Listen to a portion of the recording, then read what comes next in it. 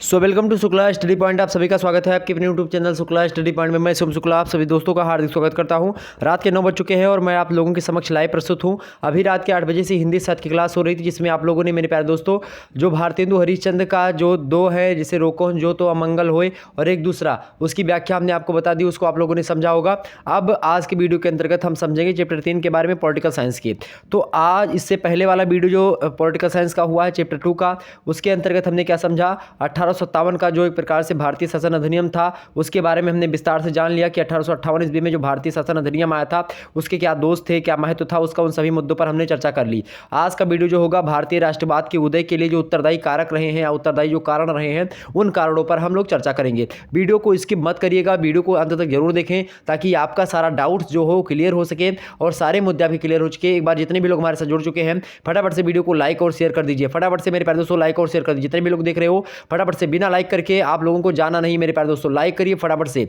और बहुत बहुत धन्यवाद आप सभी का हमारे साथ जुड़ने के लिए। इसी प्रकार से अपना प्यार दुलार हमेशा से बनाए रखें। नवीनतम शिक्षा नीति के अनुसार जो पाठ्यक्रम है उसके हिसाब से मैं पढ़ाने का प्रयास करता हूं।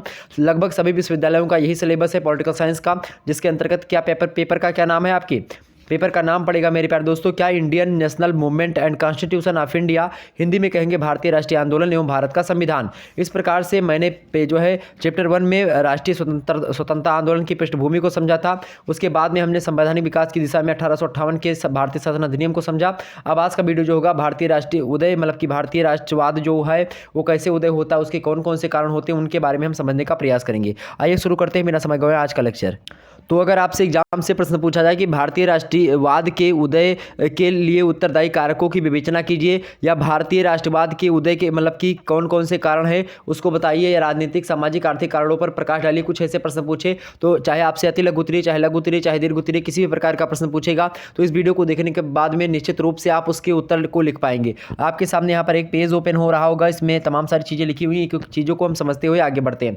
सबसे पहले हम समझेंगे 1858 ईस्वी, मतलब कि 1857 ईस्वी में क्रांति होती है, जिसको आप लोगों ने सभी जाना, मतलब कि सभी लोगों को पता होगा, क्योंकि वहां से क्या होता है 1857 की जो क्रांति होती है वहीं से कहीं ना कहीं पे एक चिंगारी सी जग जाती है लोगों के अंदर। और होता क्या है कि अब जो ब्रिटिश शासन के हाथों में, मतलब कि जो कंपनी के हाथों में शासन था, वो शासन सीधे क्राउन के पास पहुंच जाता है, मतलब कि ताज के पास, अर्थात जो ब्रिटेन में बैठी जो महारानी विक्टोरिया हैं उनके हाथों में भारत का शासन चला जाता है। तो यहाँ के लोगों के अंदर ये मनोभावना उत्पन्न होती है कि मतलब भारत के लोगों पर शासन वो वहाँ की महारानी विक्टोरिया बैठ के करेगी का, यहाँ पर हम लोग रह रहे हैं और हमारे ऊपर शासन कोई विदेशी कोई गोरी करेगी, ऐसा उन्होंने सोचा। ऐसे मन में जो है भावनाएं होने लगी, लोग अलग अलग तरीके से जो है अपने मनोभावों को एक दूसरे से व्यक्त करने लगे। ये बातें चर्चा पर चर्चा में आगे बढ़ती गई और एक समय मतलब कि एक समय ऐसा आता है धीरे धीरे इन्हीं बातों को लेकर के कि भारतीय लोगों के अंदर एक जो है होती है, तब उन्होंने एक प्रकार से तमाम सारे जो है, जैसे भारतीय राष्ट्रीय कांग्रेस की स्थापना करके 1885 ईस्वी में हो जाती है, तो उससे एक प्रकार से और ज़्यादा उसमें चिंगारी मिलती है और ज़्यादा अब भारतीयों को एक जो है स्थान मिल गया जहाँ से वो अपनी बातों को सरकार के समक्ष रख सकते थे, सभी लोगों के समक्ष रख सकते थे। तो इस प्रकार से आगे बढ़ती गई। अभी हम समझेंगे इसमें, वैसे बता दूं 1857 ईस्वी के जो है असफलता के कई कारण थे, अब उसको हम चर्चा करेंगे किसी दिन। तो 1857 ईस्वी के जो है क्रांति जो थी वह असफल रही थी कुल मिलाकर के, और उसके कई कारण थे और उन्हीं कारणों को लोगों ने समझा और जाना। उन्हीं कारणों से कहीं ना कहीं पे क्या होता है, उन्हीं कारणों से मेरे प्यारे दोस्तों राष्ट्रवाद की भावना का उदय होता। कौन कौन से कारण थे? पहला कारण तो यही था कि 1857 का स्वतंत्रता संग्राम पहले से 31 मई 1857 को होने के लिए निश्चित किया गया था, लेकिन निर्धारित समय से पहले ही क्या हो गया, यह आंदोलन प्रारंभ हो जाता है और भारत में पूरी तैयारी नहीं थी कि आंदोलन कैसे करना है, तो उससे 2 दिन पहले ही क्या हो जाता है, उसकी एक प्रकार से क्रांति शुरू हो जाती, जिसके कारण से आंदोलन को गति उतनी सही नहीं मिल सकी जितनी मिलनी चाहिए थी। दूसरा कारण यह है कि अंग्रेजों की कूटनीतिक चाल से सभी राजा एकजुट नहीं हो सके, कुछ रजवाड़े अंग्रेजों का साथ दे रहे थे तो कुछ रजवाड़े अंग्रेजों के खिलाफ थे, तो इसके कारण से क्या हुआ, एक एकता नहीं बन पाई। तीसरा कारण यह है कि क्रांति का संचालन करने के लिए कोई केंद्रीय संगठन नहीं था, और जो है जब भी कोई क्रांति लाना होता तो एक केंद्र सत्ता होनी आवश्यक होती है, जो इसमें नहीं थी, जिसके कारण से क्रांति को एक निर्विवाद और एवं ओजस्वी नेतृत्व जो है वो नहीं मिल सका।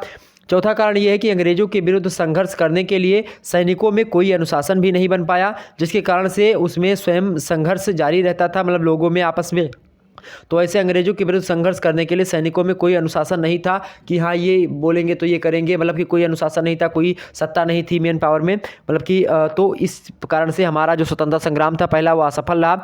पांचवा कारण आप ये भी डाल सकते हैं कि भारतीय सैनिकों के पास साधनों का भी अभाव था, अंग्रेजों की तुलना में उनके पास अस्त्र शस्त्र काफ़ी पुराने थे, ये भी कारण है। छठवां कारण आप लिख सकते हो कि अंग्रेजों की तुलना में भारतीयों के पास सैनिक भी बहुत कम थे। तो ये सब कई कारण थे जो कि ये स्वतंत्रता संग्राम को एक प्रकार से उन्होंने जो है दिशा तो दी, लेकिन उसकी दशा को अच्छे तरीके से नहीं कर पाए और उसमें सुचारू रूप से सारी चीज़ों को सही तरीके से न कर पाए। तो इसके कारण से क्या होता है कि 1858 ईस्वी में भारतीय शासन ब्रिटिश क्राउन के हाथों में चला जाता है। उसके कारण से अब हम लोग जो है गुलामी एक प्रकार से जो ईस्ट इंडिया कंपनी की झेल रहे थे, अब वही गुलामी इंडियन मतलब कि जो इंडिया के लोग हैं वो भारत जो इंग्लैंड के अर्थात जो महारानी विक्टोरिया हैं ब्रिटेन की हैं वो जो है हम लोगों पर शासन करेंगी। तो अब यहीं से पृष्ठभूमि तैयार होती है, अब आगे हम समझने का प्रयास करते हैं। ठीक है, लिखेंगे आप कि 1858 ईस्वी से भारत के इतिहास में एक नई युग का आरंभ हो जाता है मेरे भाई। उस वर्ष भारतीय कांग्रेस के नाम से एक अखिल भारतीय राजनीतिक संस्था का जन्म हुआ। अब देखिए धीरे धीरे क्या होता है, ए.ओ. ह्यूम और W.C. बनर्जी और नारा भाई नौरोजी जो थे, दादा भाई नौरोजी, इन सभी के मेल जोल से और भी तमाम सारे लोग थे। उन सभी लोगों ने एक प्रकार से जो है संस्था बनाई, एक उसका नाम था भारतीय राष्ट्रीय कांग्रेस, जो एक प्रकार से इंडियन नेशनल कांग्रेस जो है उसकी स्थापना होती है। अब एक जो है संस्था बन गई जो कि भारतीयों की खुद की संस्था थी। तो अब जो है ये संस्था भारतीयों के बारे में, भारतीयों के हित के बारे में सरकार जो कि एक प्रकार से हम पर शासन कर रही है उससे हमारी मांगों को रखेंगे। ठीक, और एक प्रकार से उनको लगा कि हाँ अब हम भारतीय जो है एक हैं, हमारे मन में भी एक प्रकार से स्वतंत्रता की भावना का उदय होने का एक प्रकार से क्या होने लगा, प्रस्फुटन होने लगा। आगे देखेंगे तब से भारतीय मन में राजनीतिक जागरण अधिकाधिक उभरता चला गया। भारतीय राष्ट्रवाद के उदय के निम्नलिखित कारण थे और प्रमुख कारण जो थे वो इस प्रकार से। पहला कारण कौन सा, राजनीतिक कारण आप डालेंगे। राजनीतिक कारण में क्या लिखेंगे मेरे भाई, राजनीतिक कारण में लिखिएगा। एक बार जितने भी लोग हमारे साथ नए जुड़ रहे हैं फटाफट से वीडियो को लाइक कर दीजिएगा, फटाफट से जितने भी लोग देख रहे हो फटाफट से वीडियो को लाइक और शेयर कर दीजिएगा। बहुत बहुत धन्यवाद आप सभी का। चलिए राजनीतिक कारण को हम समझ लेते हैं मेरे भाई। राजनीतिक कारण क्या था, जो है मतलब कि भारतीय राष्ट्रवाद के उदय का जो राजनीतिक कारण था वो क्या था, साम्राज्यवादी इंग्लैंड ने 1818 ईस्वी तक समूचे भारत पर अपना प्रभुत्व स्थापित कर लिया। भारतीय प्रांत तो प्रत्यक्ष रूप से अंग्रेजों के अधीन थे, भारतीय रियासतें जो थीं वो अप्रत्यक्ष रूप से इनके अधीन थीं। अंग्रेजी शक्ति ने भारत पर एक राजनीतिक एकता लाद दी थी। एक सी अधीनता, एक सी समस्याएं, एक से कानूनों ने भारत को एक से ढांचे में ढालना प्रारंभ कर दिया। साम्राज्यवादी शक्तियों द्वारा देश में सांप्रदायिकता, क्षेत्रीयता तथा भाषाई विरोध का बीज बोने के बावजूद अखिल भारतीय भावना पनपी। राजनीतिक एकता ने मानसिक एकता को बढ़ावा दिया। मतलब जब ऐसा होने लगा कि राजनीति में एक प्रकार से वो लोग हम पर हावी होने लगे, ऐसे में हमको पता चलने लगा कि हाँ ये कुछ कूटनीतिक चाल चल रहे हैं, इनकी नीतियों के बारे में हमको पता चलने लगा। और ऐसे धीरे धीरे क्या होने लगा, हमारे मन में जो उनकी राजनीति थी उसको लेकर के वो राजनीति में क्या करते थे, अंतर देखते थे कि कौन भारतीय है, कौन इंग्लैंड का है, कौन अंग्रेज है। तो उसमें वो लोग जैसे दो अक्खी करते थे, ठीक इसी प्रकार से यहाँ पर क्या होता है, राजनीतिक एकता जो थी, जो उनकी जो है सही तरीके से नहीं बन पाई, उसी ने मानसिक एकता को यहाँ पर बढ़ावा दिया। और अखिल भारतीय जो भावना थी वो जो है जाकर के 1858 ईस्वी में, मतलब 1857 ईस्वी में जब क्या होता है क्रांति होती है उसके बाद से ही उभर जाती है। और 1885 ईस्वी में भारतीय राष्ट्रीय कांग्रेस की स्थापना के कारण से हमारे अंदर और जुनून आ जाता है। आगे देखते दूसरा कारण क्या था, आर्थिक कारण। राष्ट्रवादी इतिहासकारों के बीच मतलब कि राष्ट्रवादी जो इतिहासकार हैं उनके विचार से भारत पर ब्रिटिश शासन का मूल प्रभाव यह हुआ कि 19वीं शताब्दी के अंत तक भारत उनके विशिष्ट उपनिवेशों के उपनिवेश के रूप में परिवर्तित हो गया। जिससे यह देश उपनिवेश होता है कि जैसे कि उपनिवेश जो भारत था उस समय अंग्रेज में लोग मतलब कि शासक जो हो वो किसी दूसरे देश का हो, वहीं पर रह रहा हो, और शासन जो है किसी दूसरे देश में वो चलाए, मतलब कि वो उसके अधीन में, जैसे कि भारत है हम लोग यहाँ पर और वहाँ हम लोगों पर जो शासन कर रहा था इंग्लैंड कर रहा था दूसरे देश में बैठ करके, ये उपनिवेश थे हम लोग इंग्लैंड के। ठीक, तो वही उपनिवेश होता है। तो उस उपनिवेश के रूप में परिवर्तित हो गया था भारत, जिससे यह देश ब्रिटिश उत्पादकों के लिए एक प्रमुख बाजार, कच्चे माल और खाद्य पदार्थों का एक बड़ा स्रोत और ब्रिटिश पूंजी निवेश के लिए एक महत्वपूर्ण क्षेत्र बन गया था। यह रूपांतरण वस्तुतः 3 अनुवर्ती चरणों से संपन्न हुआ, जिसमें अंग्रेजों ने हमारे देश का अत्यधिक शोषण किया। अंग्रेजों ने क्या किया, हमारे देश से कच्चा माल ले जाते थे और अपने वहाँ पर जो है मशीनों का प्रयोग करके वो अच्छा तरीके से चीज़ें बनाते और यहीं पर ला करके उसको दुगने तिगुने मतलब दाम में बेचा करते थे। तो इससे क्या होता था मेरे प्यारे दोस्तों, हमारा ही धन ले जा करके वो उसका सुंदरीकरण करके और हम ही को जो है महंगे दामों में बेचते थे। इसके कारण से हम लोगों का आर्थिक शोषण, हम लोगों से टैक्स ज़्यादा लेते थे और अपनी मनमर्जी की खेती वगैरह करवाते थे। तो कई प्रकार की चीज़ें हुआ करती थी। अब इसके 3 चरण थे। पहला चरण ये था कि 1757 ईस्वी से 1813 ईस्वी तक के जो व्यापारिक क्षेत्र हैं उनके बारे में हम चर्चा करते हैं। 1757 प्लासी के युद्ध के बाद से 1813 ईस्वी तक का जो समयकाल है उसके बीच में प्रथम व्यापारिक चरण में सीधी लूट जो है घसोट हुई और ईस्ट इंडिया कंपनी का व्यापार मतलब व्यापार पर पूर्ण अधिकार होगा। ईस्ट इंडिया कंपनी ही सब जगह व्यापार करने लगी, क्योंकि उस समय फ्रांस और डच ये तमाम सारी ईस्ट इंडिया कंपनी आई थी, जो कि एक प्रकार से उस समय तक जो है भगा दी गई थी। अंग्रेजों ने सभी कंपनियों को, जो जितने भी यूरोपीय कंपनियां थी, उनको यहाँ से लगभग भगा ही दिया था। और अब ये एक छत्र राज कर रही थी। मतलब कि मान लेते हैं आपके बगल में गांव में 2 दुकान है, तो आपको हो सकता है सौदा जो हो थोड़ा सस्ता मिल जाए, लेकिन अगर एक ही दुकानिया है ना, तो आप लूटेंगे जो है आंख मूंद करके। कहने का मतलब यहाँ पर ये है मेरे प्यारे दोस्तों, कहने का मतलब यह है कि जब एक ही दुकान होगी तो वो मनमर्जी का रेट लगाएंगे, लेकिन जब 2 दुकान होगी तो वो जो है सही तरीके से बेचेंगे। तो क्या हुआ, अंग्रेजी सरकार की जो ब्रिटिश मतलब की ईस्ट इंडिया कंपनी थी, वही एक कंपनी बची ईस्ट इंडिया कंपनी, और उसी का पूर्ण एकाधिकार हो गया व्यापार पर। औद्योगिक क्रांति के फलस्वरूप 1813 ईस्वी से 1858 ईस्वी के बीच इसका रूप बदल करके मुक्त व्यापारिक औद्योगिक पूंजीवाद शोषण का हो गया। दूसरा मुद्दा यह है कि 19वीं शताब्दी के उत्तरार्ध अर्थात 1850 ईस्वी के बाद घनी और ब्रिटिश नियंत्रित बैंकों, निर्यात आयात फर्मों तथा प्रबंध एजेंसी केंद्रों की विशाल श्रृंखला के द्वारा भारत में ब्रिटिश पूंजीवाद साम्राज्यवादी अर्थव्यवस्था ने पांव जमा लिया, जिसके कारण विदेशी एकाधिकार में आने वाली भारतीय अर्थव्यवस्था के मुख्य क्षेत्रों पर अंग्रेजों ने अपना पूरा अधिकार जमा लिया। भारत के व्यापार के विनष्ट होने के अतिरिक्त उसके हस्तशिल्पों मतलब जो हाथों से बनाने वाली चीज़ें होती थी, जो वाणिज्यिक शिल्प थे, जो कराधान के जो है स्तर पर, और उद्योगों का जो है क्या हुआ, अनौद्योगिकरण तथा अत्यधिक कराधान। और अंग्रेजों के द्वारा कराधान माने एक प्रकार से करारोपण किया जाता था, ज़्यादा से ज़्यादा कर लिया जाता था। अंग्रेजों के द्वारा भारत में अपनाई गई जो आर्थिक नीतियाँ थीं, उनके परिणाम स्वरूप क्या हुआ, जो अंग्रेजी आर्थिक नीतियों के परिणाम स्वरूप भारत में संसाधनों का बड़े पैमानों पर क्या होने लगा, दोहन होने लगा। कृषि के वाणिज्यीकरण और भूमि बंदोबस्त नीति ने लाखों लोगों को संकट में डाल दिया, जिसके परिणाम स्वरूप भूख से तड़प कर जो है मर जाना आम बात हो गई थी। भारतीय राष्ट्रवादियों ने भारत में बढ़ती जो है दरिद्रता का सिद्धांत विकसित किया, और इसका मुख्य कारण अंग्रेजों की भारत विरोधी आर्थिक नीतियों को ही बताया कि जो मतलब कि जो है अंग्रेजों ने जो नीतियां बनाई है वो भारत के खिलाफ है, भारत के लोगों को उससे कोई फायदा नहीं होता है। इसको भारतीय लोगों ने उजागर किया, जिससे आम जनता जो थी वो जब जानी कि ये लोग हमारा शोषण कर रहे हैं, उनके अंदर राष्ट्रवाद की भावना पनपने शुरू हो जाती है। तीसरा कारण आप देखते हैं आगे, संचार साधनों का विकास हो जाता। संचार साधन मतलब कि जो है मोबाइल, विद्युत, फोन, इन सभी का आविष्कार हुआ। इसके कारण से क्या होने लगा, लोग एक दूसरे से वार्तालाप करने लगे, एक दूसरे के मनोभाव को देखने लगे।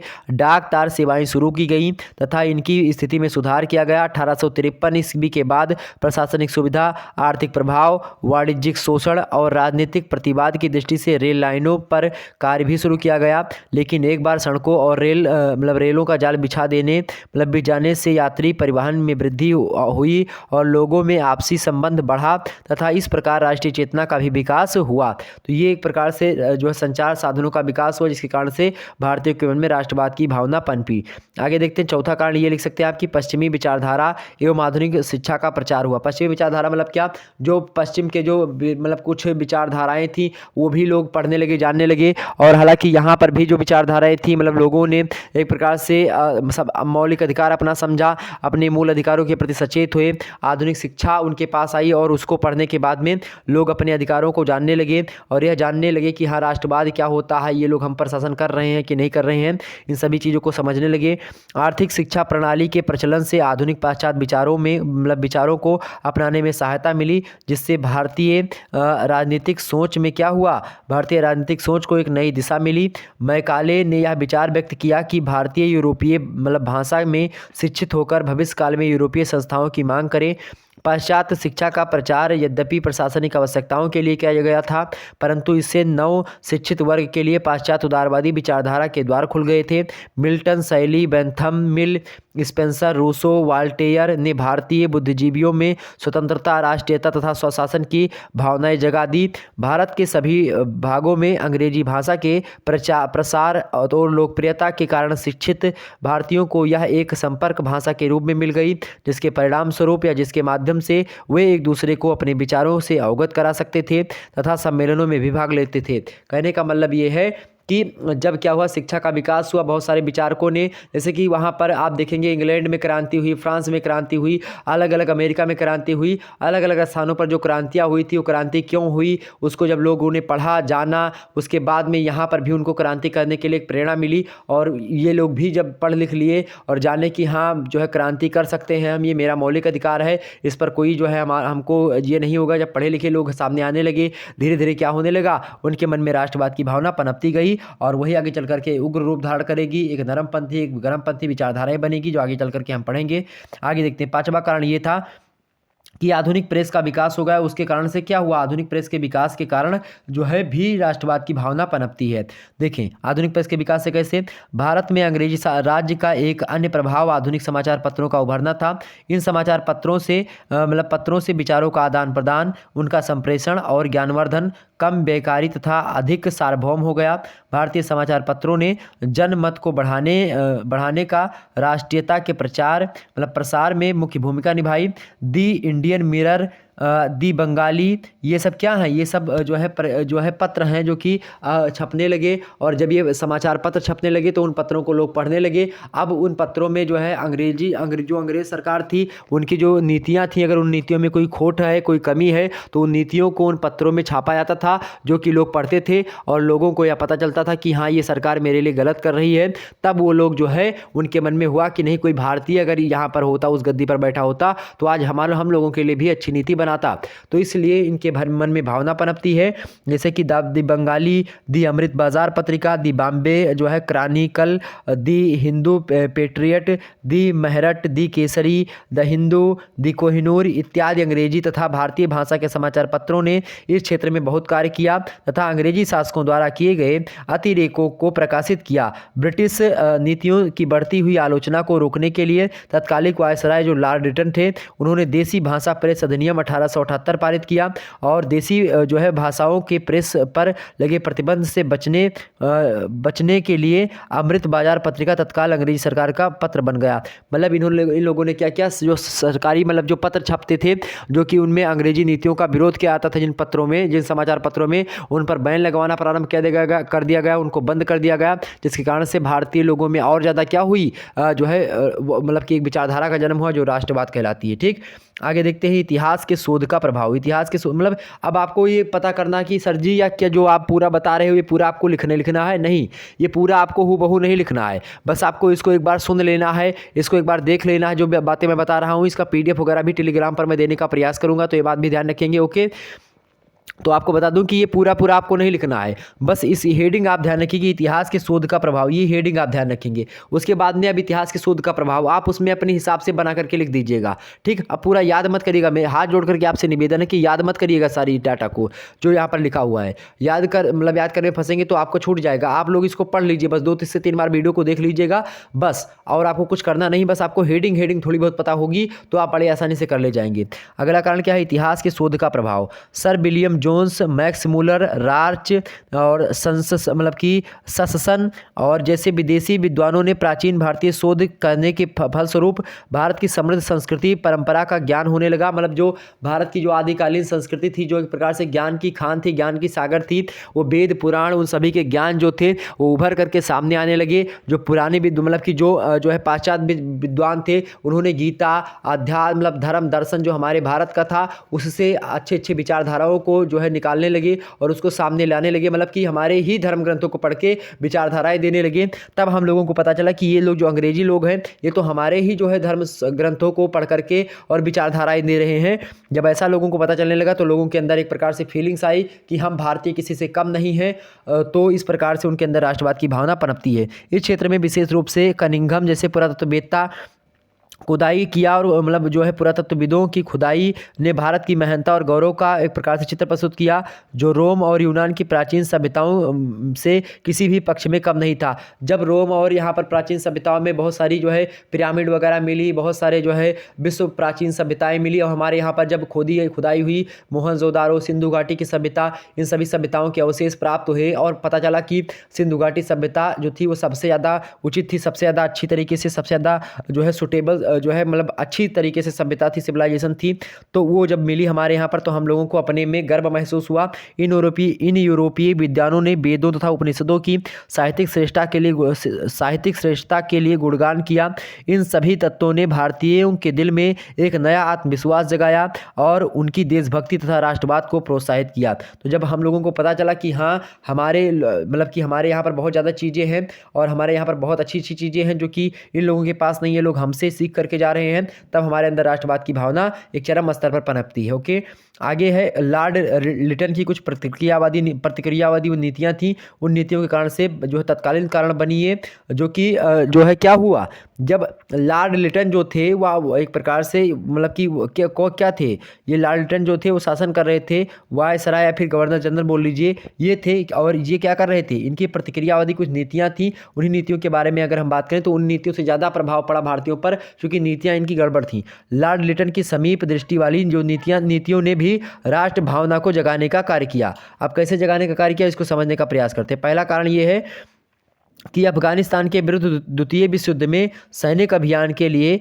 वित्त व्यवस्था भारतीय राजस्व से की गई थी, जो अत्यधिक बेकारी सिद्ध हुआ।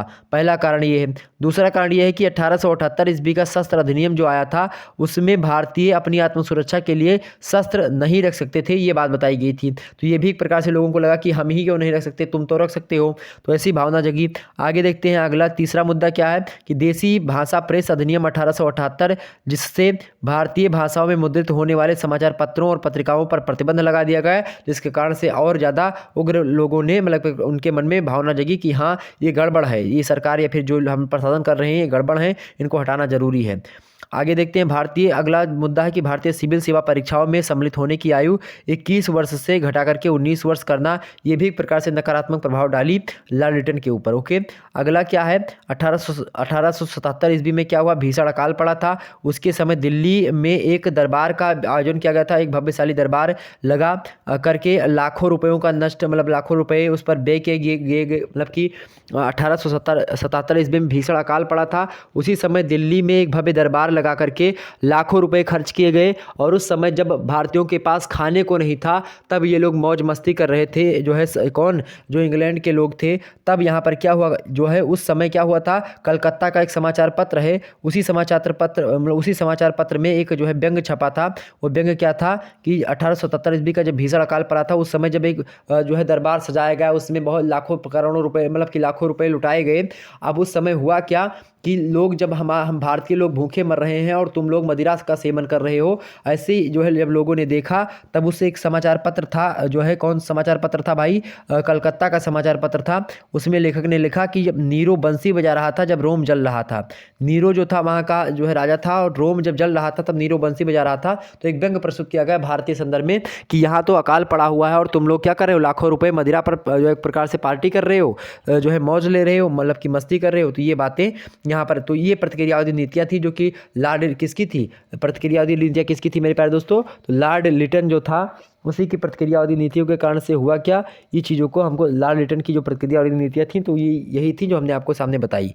आगे समझते हैं कुछ और मुद्दे जो कि आपको समझने चाहिए। ओके, आगे देखते हैं मेरे भाई, आगे देखते हैं। अगला है आपका कुछ तत्कालिक कारण थे। तत्कालिक मतलब कि जो तुरंत के मतलब कि एक प्रकार से जो जैसे जब राष्ट्रवाद की भावना चरम स्तर पर आती है उसके तत्कालिक कारण, अर्थात कुछ कारण होते हैं जो कि प्राचीन कारण होते हैं, बहुत पुराने कारण होते हैं, धीरे धीरे आते हैं, लेकिन कुछ कारण होते हैं तत्कालिक कारण होते हैं, उन्हीं कारण से जो है हर चीज़ें हो जाती हैं। तो तत्कालिक कारण में क्या, इल्बर्ट बिल जो मतलब कि इल्बर्ट व्यक्ति जो ने एक बिल दिया था, एक मतलब उस पर विवाद हुआ, इल्बर्ट बिल विवाद जो है इसका एक तत्कालिक कारण बना। यह विडंबना ही है कि लिटन से जो है अधिक उदारवादी रिपन ने के शासनकाल में भारतीयों को अंग्रेज शासकों के जातीय पूर्वाग्रह का अत्यधिक विकृत रूप देखने को मिला। इल्बर्ट बिल विवाद पर पर हुए विवाद को लेकर दोनों पक्ष उत्तेजित हो उठे। रिपन की सरकार ने जाति भेद पर आधारित न्यायिक असमानता समाप्त करने का प्रयत्न किया।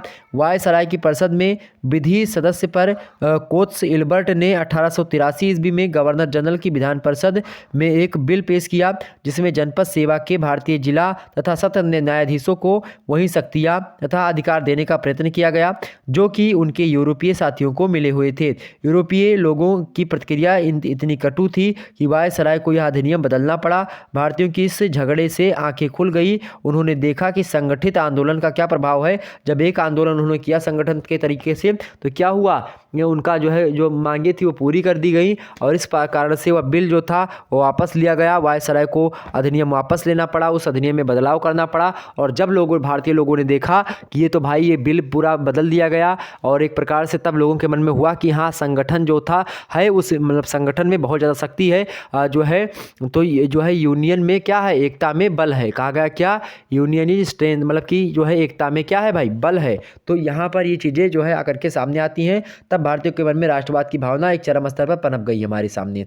तो ये आपके सामने हमने आज का वीडियो रखा। तो आज बस इतने ही, और नेक्स्ट वीडियो में, कल की वीडियो में हम समझने का प्रयास करेंगे। तो छोटी छोटी सी प्रकार से वीडियो आपके सामने लाने का प्रयास करता हूँ। हालांकि ये सब यूनिट 1 के अंतर्गत ही मैं पढ़ा रहा हूँ। चैप्टर अपने हिसाब से हमने कैटेगराइज किया है। अब इस पर कोई मत जाएगा कि सर चैप्टर में हमारे चैप्टर 3 वाले चैप्टर में दूसरा है और आप दूसरा पढ़ा रहे हो। अगर आपके पेपर का नाम क्या है मेरे पास दोस्तों, Indian national movement and constitution of India, तो आपको यही पढ़ना है। भारतीय शासन, भारतीय राष्ट्रीय आंदोलन एवं भारत का संविधान। अगर आपके पेपर का नाम है प्रथम सेमेस्टर, और सभी विश्वविद्यालयों का पेपर का नाम लगभग यही होगा, तो आपको बस यही पढ़ना है। आपको आंख मूंद करके इन सभी जो है चीज़ों को पढ़ लेना है। आपको निश्चित तौर पर सफलता मिलेगी। मिलते हैं फिर नेक्स्ट वीडियो में। तब तक के लिए जय हिंद जय भारत। आप सभी को बता दूं कि एक बार वीडियो को लाइक और शेयर अवश्य कर दीजिए। जितने भी लोग देख रहे हो फटाफट से वीडियो को लाइक और शेयर कर दीजिएगा। आज आप लोगों ने बहुत सारे मुद्दों को समझने का प्रयास किया। अगर आपने हिंदी वाला वीडियो नहीं देखा तो जाकर के हिंदी वाला वीडियो देख लीजिए, ठीक है। उसमें हमने हिंदी की वीडियो अभी जल्दी आपके सामने अभी 8 बजे से आपकी क्लास हुई थी, ठीक। तो इसको देख लीजिए वीडियो को। मिलते हैं फिर नेक्स्ट वीडियो में। तब तक के लिए जय हिंद जय भारत। धन्यवाद आप सभी का।